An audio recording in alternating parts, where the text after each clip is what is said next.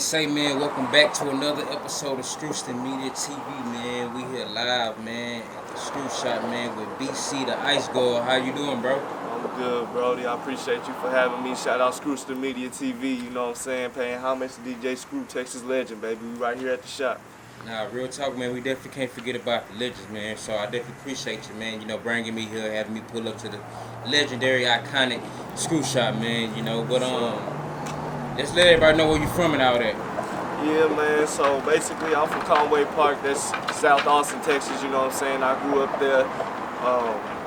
Shortly after I started my rap career, I decided to move to Houston. You know what I'm saying? Because basically, Houston is what put me on hip-hop, you know what I'm saying, and rap music in general, because before I even got into rap music, I was listening to, like, you know, Jodeci and Silk and R&B, you know what I'm saying, that soul type of music, you know what I'm saying, and legends like Zero, Paul Wall, DJ Screw, you know what I'm saying, Pimp C, they the ones that put me on to Texas culture and just rap in general. So, you know what I'm saying, as long as I'm doing this shit, I'ma always pay homage to my legends, man. I respect the hell out of my elders.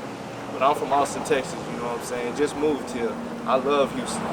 Now, real talk, before we get into, you know, like, basically, like, you moving to Houston, kind of describe to the people, you know, like, the Austin culture, you know, because, like, in Texas, you know, we always hear about San Antonio, Houston, and Dallas, but we don't really hear too much about, like, you know, like the hoods and ghettos of Austin. So kind of explain Austin to the people. So, man, I ain't gonna lie to y'all, man. A lot of people think Austin friendly, you know what I'm saying? Just cause, you know, it's not necessarily like the scene for hip hop and rap music and really black folks in general, you know what I'm saying? It's more like a country, EDM, college town, you know what I'm saying? But when it comes to the hoods and the ghettos, this motherfucker's really stepping, you know what I'm saying? You will never know, you know what I'm saying? Because they ain't gonna put the shit on social media.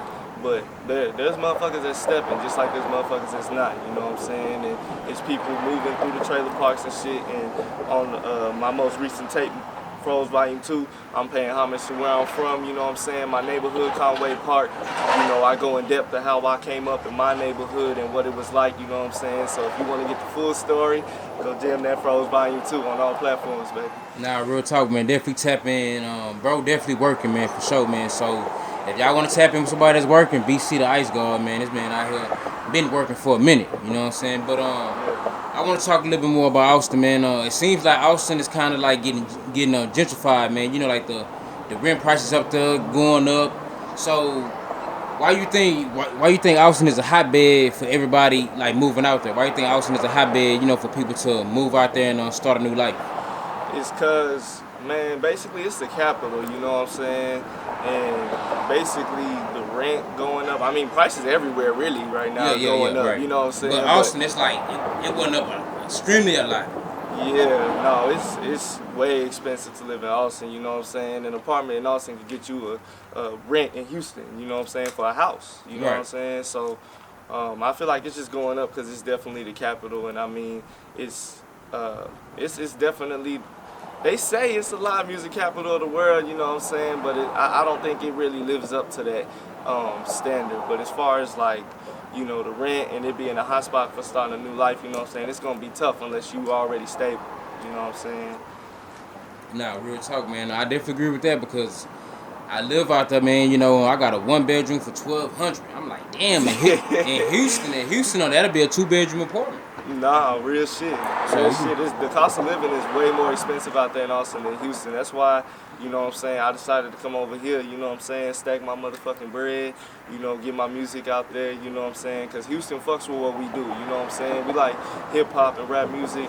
Houston got a scene out here, you know what I'm saying. Austin, you know, I feel like Austin won't reach its highest level until the city embraces the local talent, you know what I'm saying? Because they got 102.3 The Beat, you know what I'm saying? 96.7 Kiss FM, you know what I'm saying? And I ain't never heard them play no locals, you know what I'm saying? So I feel like Austin ain't never gonna live up to that live music capital of the world standard until they embrace their local talent.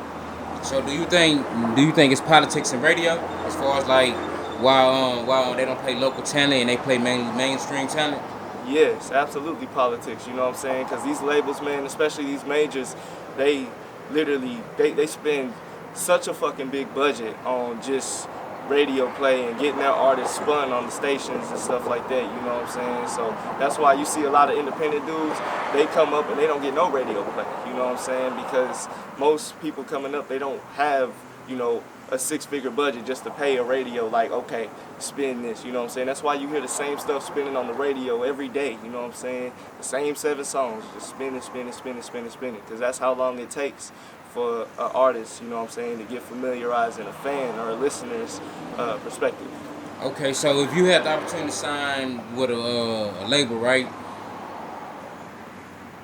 How much would they have to give you up front to do that, or you wouldn't sign with a label?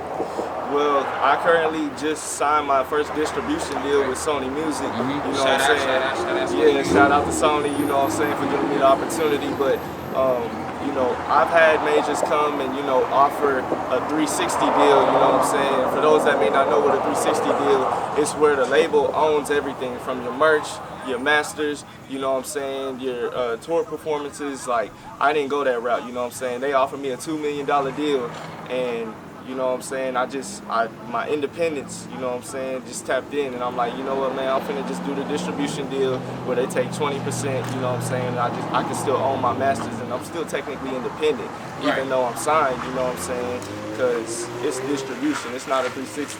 But the only thing they doing is just helping you distribute your music to all these different networks and platforms and stuff like that, right? Yeah, that's pretty much it, man. They just put me on all the platforms, you know what I'm saying, like Vivo, Revolt TV, you know what I'm saying, all the main platforms, you know what I'm saying, they looking out for me. Okay. So speaking of the music, when did you really just started doing music? You know what I'm saying? I know you went to college, you played ball, right? Yeah. You know, so you played ball. So what made you get into the music? You know what I'm saying? Despite being a ball player. Well, before I even started hooping, I was already, you know what I'm saying, into music, because my granddad, are you familiar with Marvin Gaye? Yeah, hell yeah. Yeah, man. All right, so on that song, What's Going On, my granddad played the drums on that record, you know what I'm saying? So that's music mystic.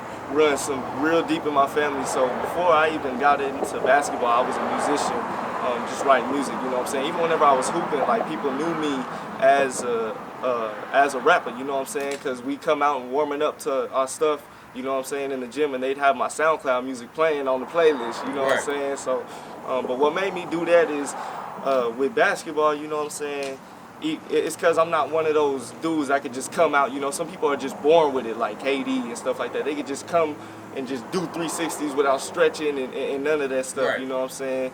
And I had to work for every skill I had in basketball, but with music, it's just so natural, you know what I'm saying? Like, I could go a year without doing this shit and then come back and literally just be as dominant as ever.